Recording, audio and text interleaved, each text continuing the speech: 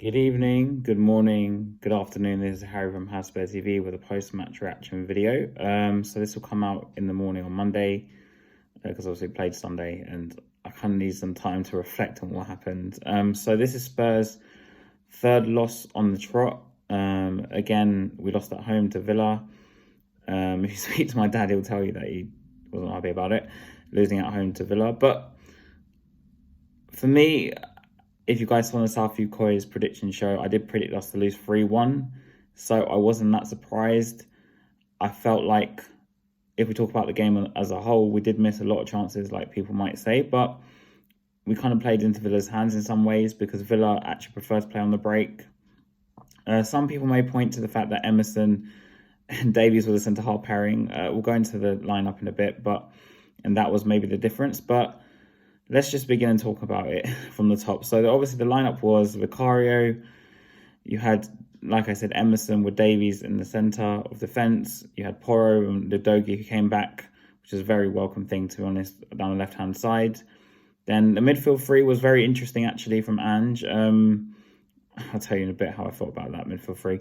Kulusevski, Lo Celso, and Bentancur.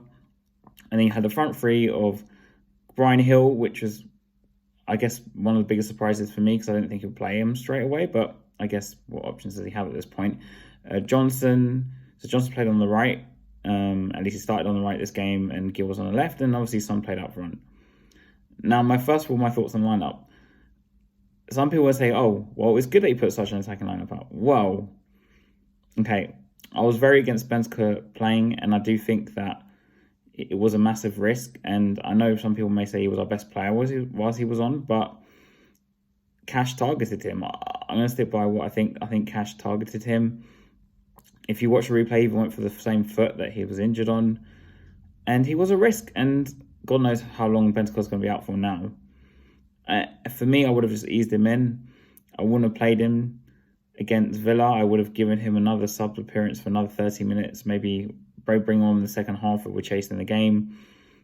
And also, I don't think he's as effective playing as a DM. He did very well, but yeah, it wasn't my thing. And I think if you were to play Bentancur, in my opinion, you have to play Højbjerg too. Because at least Højbjerg and Bentancur have some sort of chemistry and understanding from previous years. And if Ange had been watching us before, I thought it was very weird they didn't do that. But in Lo Celso's defence, he probably was one of our best players today, playing in a slightly deeper role. When Ange moved him in the game later on, he didn't seem anywhere near as effective playing as number 10. Because obviously, Ange made some subs later in the game and he moved Kulusevski back to the right, which I thought was a bit stupid because, in my opinion, Kulusevski probably plays his best football this season against Villa, playing in the middle. And that was the first game I thought he looked very dangerous.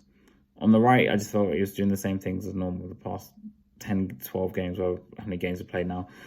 And yeah, so obviously we scored first, as I predicted in the Southview Coy show. It came from, what's his name? Anyway, but we scored first, and then Villa kind of, I don't say we let them back into the game because I don't think that's really what happened. I think Villa kind of sussed us out, and they got an offside goal from Watkins, which I thought was a bit harsh seeing on the replay. This is where VAR to me gets a bit ridiculous because it wasn't clear and obvious. I think it was very minimal, the offside, and I think kind of got lucky. Villa very cleverly hit us on set pieces. I mean, the equaliser from Pau Torres was from a set piece, so that was inevitably going to happen. The Watkins goal later on was just us falling asleep as per usual, but this set piece issue is an attacking-wise and defensive-wise now. Attackingly, Porro's set pieces and crosses and corners were really poor today. For someone who I think is actually probably arguably our most improved player under Ange, I did argue Udogie is probably the most surprising because he came from Italy. But Porro, a lot of people wrote him off as a right back, and I think he's done all right. But I think his set pieces were rubbish. And then you have that front three who, Gill, to his credit, I thought he did okay. But is there something there to play him on the left? I don't think Johnson did much else on the other side either. And wait till I get into talking about Son. So Gill, I felt he's very safe in the first half, especially with his passing. He was just passing it backwards most of the time. Maybe it was because he was under pressure, but it just felt like he was playing it very safe. I think he kind of grew into the game. He did all right. Is he the answer to our winging issues? I don't think so. I think he's all right. Does he have a long-term future at Spurs after this? I don't know. Maybe he'll play him against City. We'll see, I guess. And then Johnson, I was quite disappointed, if I'm being honest. I expected a lot more from him. I felt like he was missing in the game for large periods. As for Son, like I've been arguing on other channels, the guy is basically Casper for the past 3 games. He's done absolutely nothing. He was offside, I think I counted 6 times today, which is ironic because a lot of people point to Richarlison being offside a lot, but Son does basically the same thing. And I don't think he offers us anything. I think the difference to me is between, and I hate to bring this guy's name up, between Kane and Son. When Kane doesn't have supply, he can create his own chances. Son can't. He just doesn't have it in him.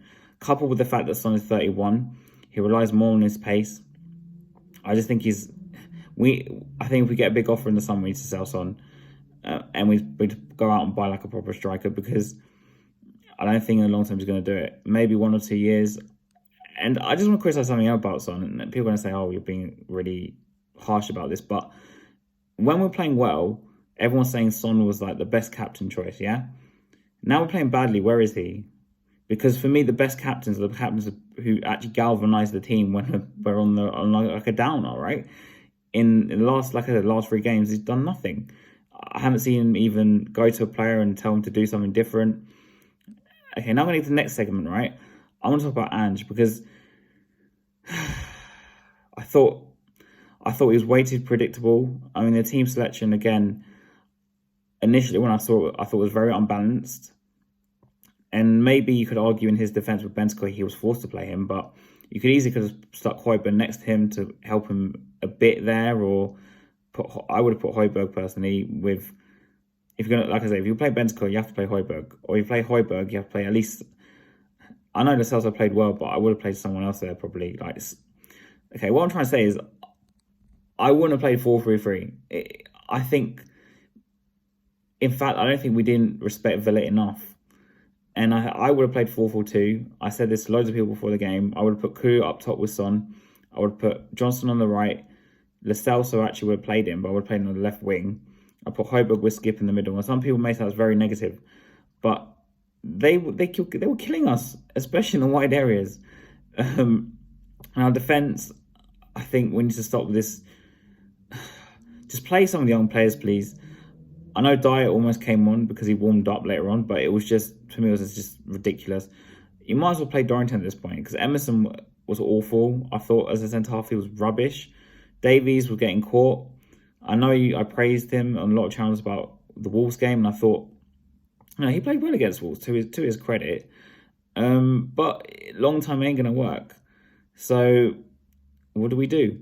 Well, you adapt. We obviously don't going to get the same creativity out of the middle as we're going to get with Maddison, right? So you either change the personnel or change the style, or in my case, just change the formation and push the creativity onto the wide areas. And I know it will force him to change the inverted fullbacks to maybe overlapping, which we did see slightly later on in the game when he did go 4-4-2, when he put Vélez up front, which to me was way too late. He should have done that about 20 minutes earlier. And it's just, I just think, for all the praise that Andrew's got this season, I think he's just way... The thing that's, I think, is going to undo him as a Spurs manager is his stubbornness. Like I said, okay, maybe his hands are tied. But at least, I think when I look back at people like Jose, who were, again, his hands were tied, at least Jose was trying different things. Conte was already stubborn. But in the same breath, I think Andrew's very stubborn. He won't change the 4-3-3. He won't change the style, despite who we're playing. And if I'm being honest, is happening in a week's time, but we're going to get battered at City. We play like this.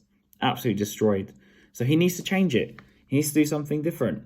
Change the formation. Give some of the youngsters a chance, because this can't carry on. With 3 losses on the trot, and as I said to a lot of people, it's very probable we might end up mid-table by next year. You've got City away, West Ham at home, which is the one I think we're most likely to win out of the next few fixtures. And then we've got Newcastle at home, who... I know they've got injuries, but the difference is that they actually have some depth. So they're going to probably cope without... And they have. I mean, they beat Chelsea the other day. We didn't. And I know Romero might be back in a couple of games, but he's not going to be back against City.